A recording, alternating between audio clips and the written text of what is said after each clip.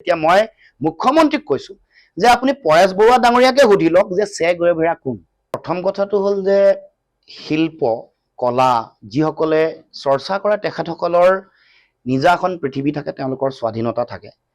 কাৰণ সৃষ্টিশীলতাক কোনেও কোনো নীতি কোনো ধৰণৰ আইনে কেতিয়াও ধৰি ৰাখিব নোৱাৰে। এতিয়া কথা হ'ল কাৰ ছবি অংকন কৰিব সেইটো শিল্পীগৰাকীৰ নিজৰ স্বাধীনতা। এতিয়া চে গুৰেভেৰা সম্পৰ্কত মুখ্যমন্ত্ৰীয়ে যিটো কথা বক্তব্য আগবঢ়াইছে, এতিয়া মই ক'ব খোজো যে পৰেশ বৰুৱা ডাঙৰীয়াৰ ছবি আঁকিবৰ কাৰণে মুখ্যমন্ত্ৰীয়ে কৈছে। এতিয়া মই মুখ্যমন্ত্ৰীক কৈছো যে আপুনি পৰেশ বৰুৱা ডাঙৰীয়াকে সুধি লওক যে চে গুৰেভেৰা কোন। এইটো মই তেখেতক আহ্বান জনাইছো।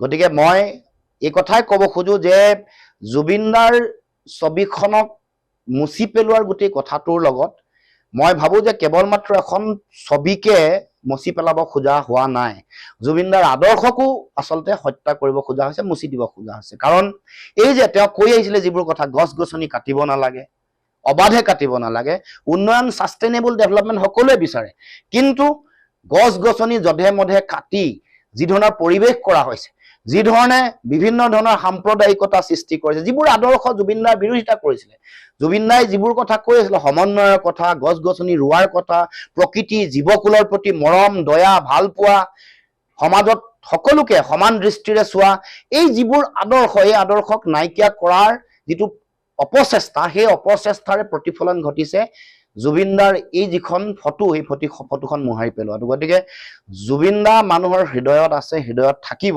চেষ্টা কৰি তেওঁক আৰু তেওঁৰ আদৰ্শক কেতিয়াও শেষ কৰিব নোৱাৰো। সেইকাৰণে মই ক'ব খুজিছো যে হিমন্ত বিশ্ব শৰ্মা ডাঙৰীয়াই, অসমৰ মুখ্যমন্ত্ৰী হিমন্ত বিশ্ব শৰ্মা ডাঙৰীয়াই পৰেশ বৰুৱাকে সোধক যে চে গুৰেভেৰা কোন।